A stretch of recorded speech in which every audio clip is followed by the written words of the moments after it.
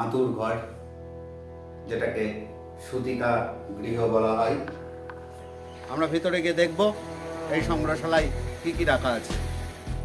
সাহিত্যিকের ব্যবহৃত পোশাক আশাক, থালা, গ্লাস, বাটি, তারাশঙ্কর বন্দ্যোপাধ্যায়ের স্বহস্তে নির্মিত কাটুম কুটুম।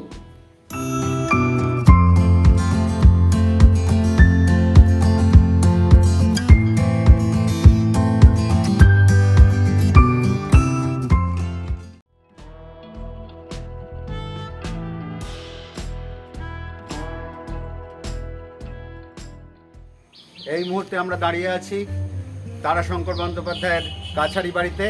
একটি সংগ্রহশালা হিসাবে রয়েছে, নাম দেওয়া হয়েছে ধাত্রীদেবতা। আমরা ভিতরে গিয়ে দেখব এই সংগ্রহশালায় কি কি রাখা আছে।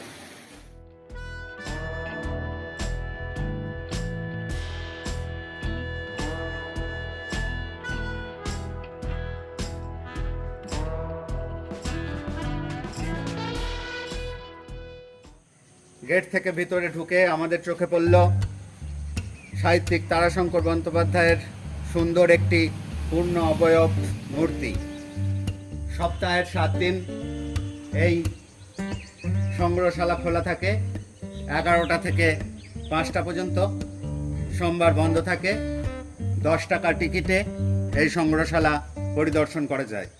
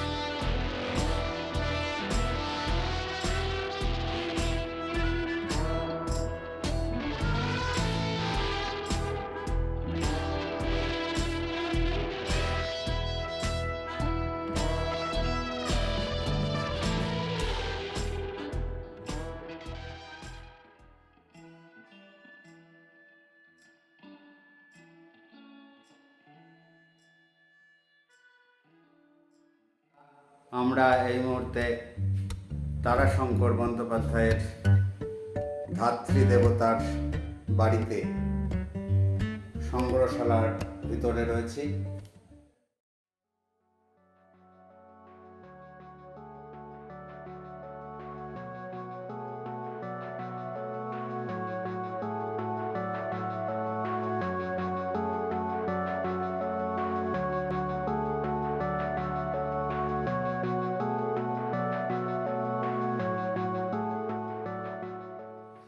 সাহিত্যিক তারাশঙ্কর বন্দ্যোপাধ্যায়ের স্বহস্তে নির্মিত কাটুম কুটুম।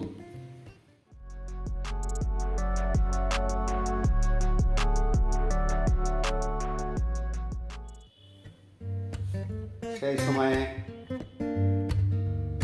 লেখকের ব্যবহৃত আসবাবপত্র এখানে অতি যত্নের সঙ্গে সাজানো রয়েছে সাহিত্য অনুরাগীদের পরিদর্শনের উদ্দেশ্যে।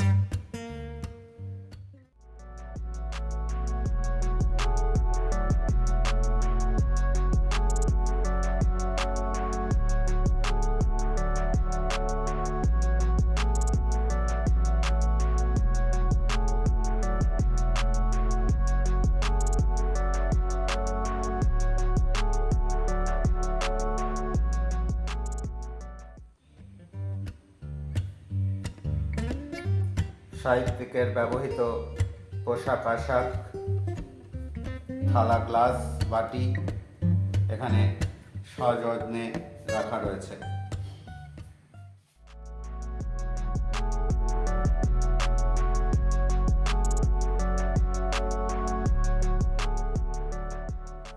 অনন্ত লোকের পথে তারাশঙ্কর বন্দ্যোপাধ্যায় অজস্র ভক্ত অনুগামীদের ভিড়ে নিমজ্জিত।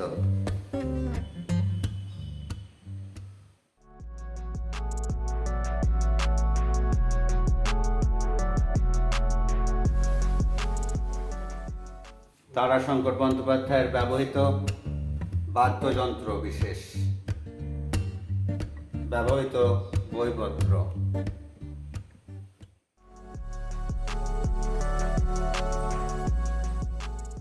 সেই সময়ে সাহিত্যিকের ব্যবহৃত পোশাক রাখার হ্যাঙ্গার বিশেষ, এই শয্যাতেই তিনি শয়ন করতেন।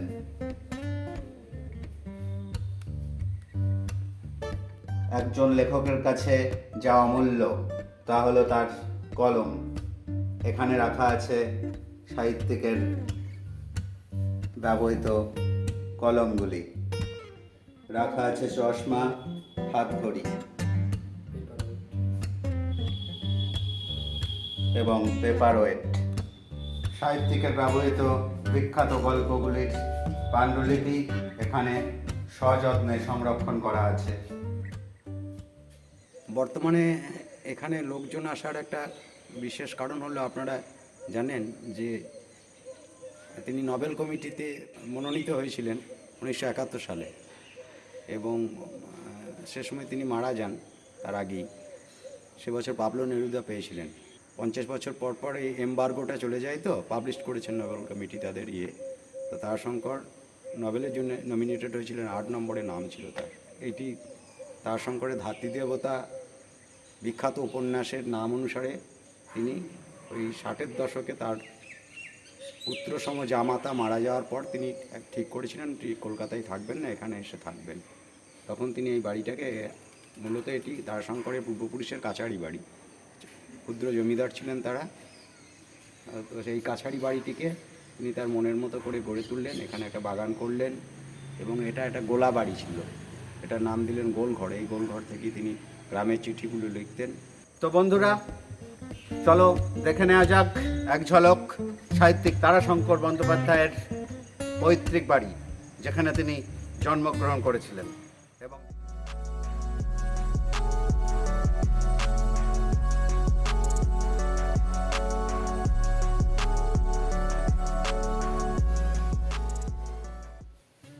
আমরা এই মুহূর্তে যে ঘরের মধ্যে রয়েছি তোমাদের দেখাচ্ছি। এটি সাহিত্যিকের আঁতুর ঘর, যেটাকে সুতিকা গৃহ বলা হয়।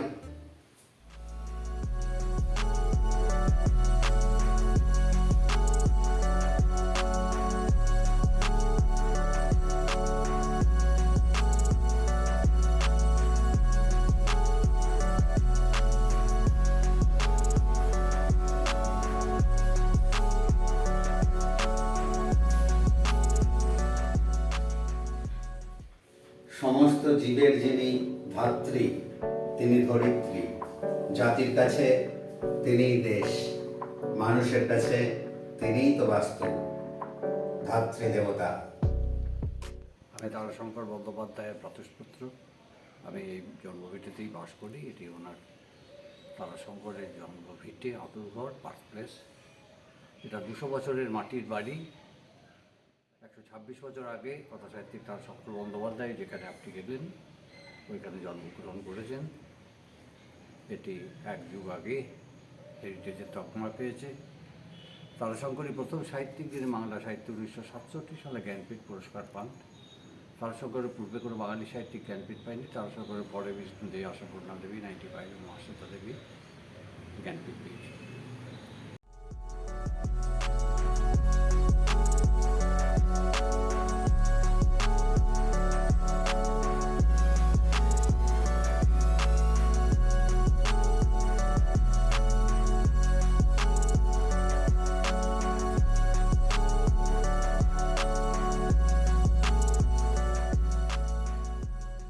বন্ধুরা, বিখ্যাত সাহিত্যিক তারাশঙ্কর বন্দ্যোপাধ্যায়ের জন্মভিটেতে এসেছিলাম, দেখালাম তার সূতিকা গৃহ। কেমন লাগলো একটা কমেন্ট করে অবশ্যই জানাতে ভুলবে না। যারা চ্যানেলে নতুন এসছো তারা অবশ্যই চ্যানেলটা সাবস্ক্রাইব করে আমাদের সঙ্গে থেকো। এই ভিডিওটা এই পর্যন্তই, দেখা হচ্ছে পরের ভিডিওতে। আপাতত টাটা।